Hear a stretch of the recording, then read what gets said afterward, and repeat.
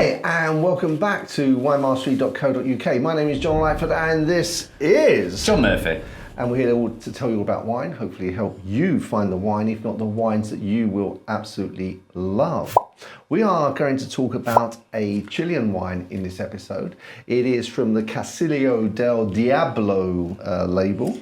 I nearly said that. I think you did that very well, John. I'm a little bit impressed, if I'm honest. It's only taken me 20 bottles of their stuff to sort of get my tongue around it. I bet it's still not quite right. And it is their Merlot grape.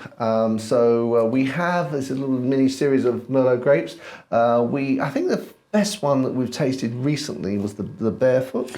I think it was, which surprised us both, because we talked about the Barefoot as a brand, and sometimes it's frowned upon and looked like a cheaper wine.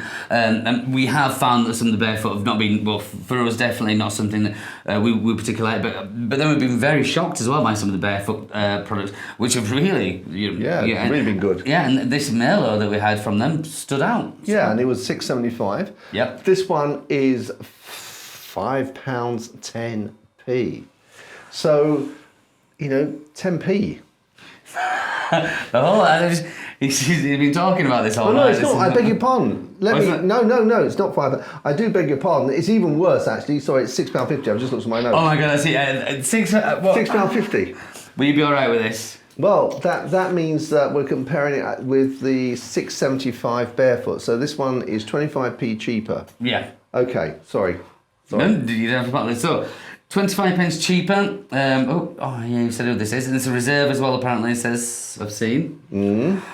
Right, so shall we have a go? Let's have a go. Let's look at the colour.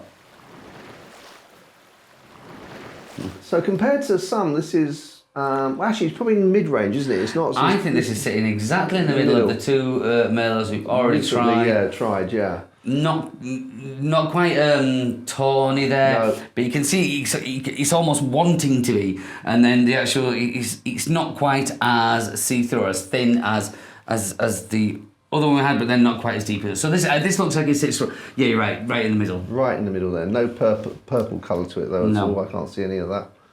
Okay, shall we see what's on the nose? I think we should, John.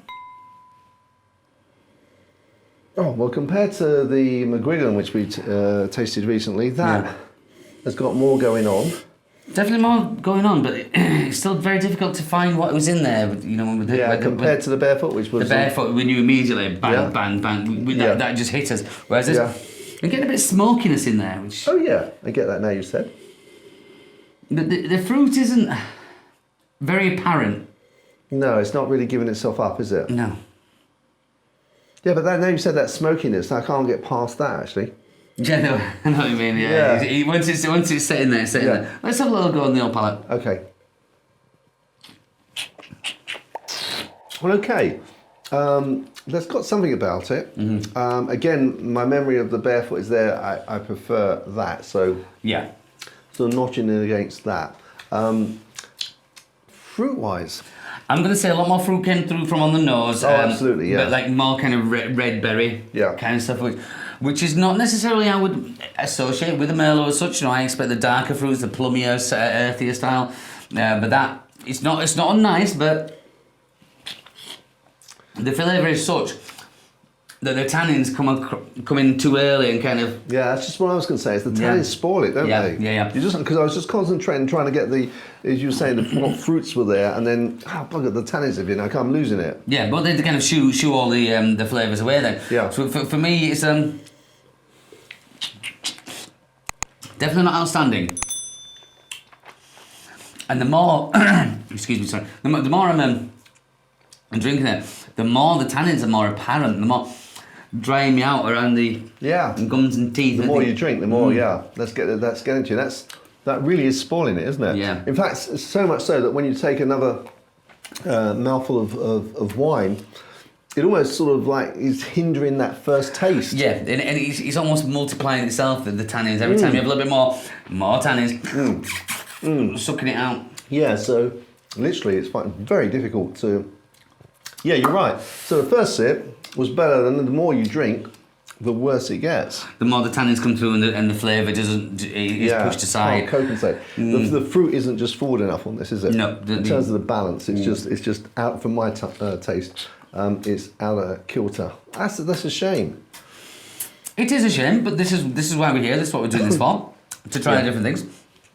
So, right, let's go straight with it. What about a pairing? Oh, what about a pairing? I mean, again, with this one, I wouldn't want to put mind you, the tannins are quite strong. It might, because of the tannins, Yeah. you might actually get away with a steak on this, because if you combine the steak, that could well balance this out. Yeah, definitely the tannins away, but would the flavour be enough to then take on? Or would you not know unless you tried it together? I don't think you know if you say. I think the tannins might balance it out, and you might then get the flavour, and the combo might be just right. But I wouldn't. I would just say try a steak with this. Now I'm really at a loss as to say what else to try. Yeah, I mean, with the cheese world, I think any cheese is going to take the tannins away. So it's not about that side. It's the power of flavour it's going to take on, or the fruit. What's going to be good with that. So I'm thinking light and delicate, and I'm going to lean this towards something like an English brie, a pasteurised.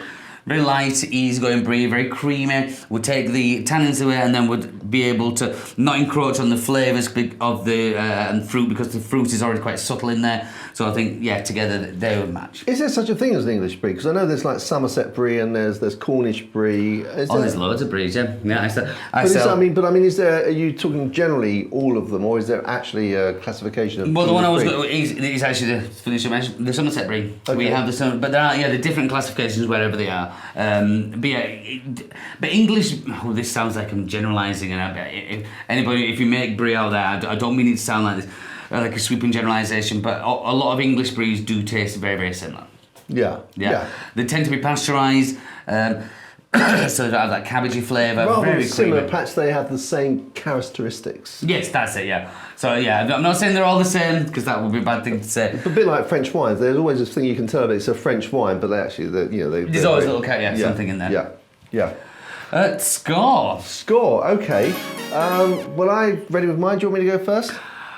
You know what? I've said score. I've not even thought about a score. You go for your score. Okay. I've thought about mine. Well, I'm going to go 70 with this. Oh. I honestly think that's quite generous again, John, because I'm going to go 68. Are you? Yeah, I thought but, that's fine. Just from tasting it. Yeah, I mean, I think the one that we had previously is sort of like, I gave that 66, the one that we just reviewed previously to this video, and I was thinking, this is better than that, I'm going to give it 4. So probably I'm judging it on that rather. If I'd had, if maybe I'd started off with this one, I might have been with you at 60. Oh, we did this separately. Yeah. I can understand that. That is always. I think it's always going to not throw us, but have an effect on the psychology. Yeah. Yeah, definitely. But I think we scored that fairly. Okay. Well, guys, if you try this and you think we've got it wrong, if you think it's fantastic, please let us know. We'd be pleased to hear. If there's any wines that you think we should be tasting and reviewing, again, just let us know, drop us a line, and we'll see if we can get hold of one and do exactly that. Obviously, and give you a shout out too. If you haven't subscribed, please do, and don't forget to put the thumb up. That helps us in terms of getting other people view our videos. So, until then, we look forward to seeing you in the next episode. Chin chin. Chin chin.